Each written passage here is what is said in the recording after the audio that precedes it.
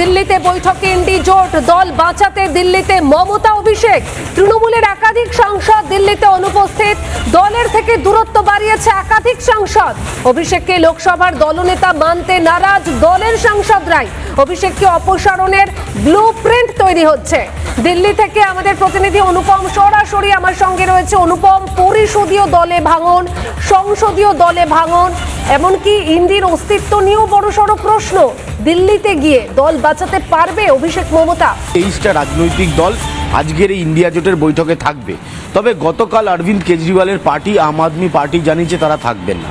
অন্যদিকে তোমায় জানিয়ে রাখি, ডিএমকের সাথেও কংগ্রেসের সম্পর্ক খুব একটা ভালো নেই, তাই ডিএমকের তরফেও বলা হয়েছে যে তারা থাকবেন না।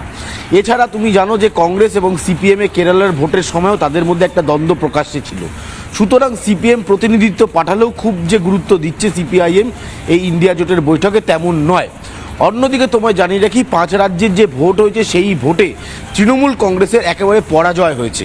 সুতরাং তৃণমূল কংগ্রেস এই মুহূর্তে একটা ক্ষমতাচ্যুত হওয়া রাজনৈতিক দল, যারা এই মুহূর্তে নিজেদের অস্তিত্ব টিকিয়ে রাখার জন্য ইন্ডিয়া জোটের সাথে আবার নতুন করে সম্পর্ক তৈরি করছে। সুতরাং এই ইন্ডিয়া জোটের বৈঠক নিয়ে যেমন একটা অনিশ্চয়তা রয়েছে, অন্যদিকে তোমায় জানিয়ে রাখি তৃণমূল কংগ্রেসের তরফে তাদের সর্বোচ্চ 2 নেতা তারা গত 48 ঘন্টা ধরে দিল্লিতে বসে রয়েছেন, কিন্তু সেই দলের একাধিক সাংসদ তারা কেউ দেখাই করতে এলেন না। এমনকি সূত্র যেটা দাবি করছেন, গতকাল তৃণমূলের একজন প্রথম সারির সাংসদের বাড়িতে প্রায় মধ্যরাত পর্যন্ত বিরোধী বিক্ষুব্ধ সাংসদদের একটা বৈঠক হয়েছে।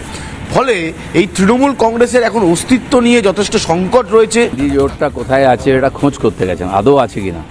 যখন ওনারা ডাকতেন মমতা ব্যানার্জিকে, উনি যেতেন না, সময় ছিল না।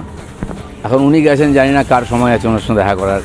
এসব গল্প অনেক হয়ে গেছে, ককরোচ পার্টি এসে গেছে। কিছু আছে লোক যারা এরকম ঘুরে বেড়ায়, চালচুলো নাই, তারা কোনো না কোনো একটা জায়গায় ঢুকে পড়ে। এইভাবে আপ পার্টি তৈরি হয়েছিল, এভাবে টিএমসি তৈরি হয়েছিল, সব বিসর্জন হয়ে যাচ্ছে। নতুন একটা প্ল্যাটফর্ম খোঁজা হচ্ছে, কোনো একটা নাম নিয়ে আসবে, কিন্তু জনতা এদেরকে বুঝে গেছে। দল বাঁচানোর জন্য মমতা ব্যানার্জির ইন্ডিয়া জোটকে প্রয়োজন হচ্ছে। এতে মমতা ব্যানার্জি নিজের দলের দুর্বলতায় প্রকাশ পাচ্ছে।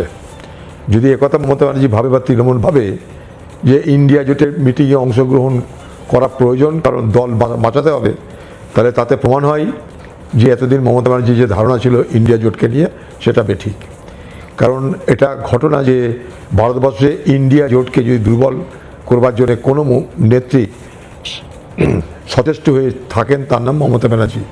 তাই তাকে এটা স্বীকার করতে হবে যে তার জন্যই ভারতবর্ষে ইন্ডিয়া জোট দুর্বল।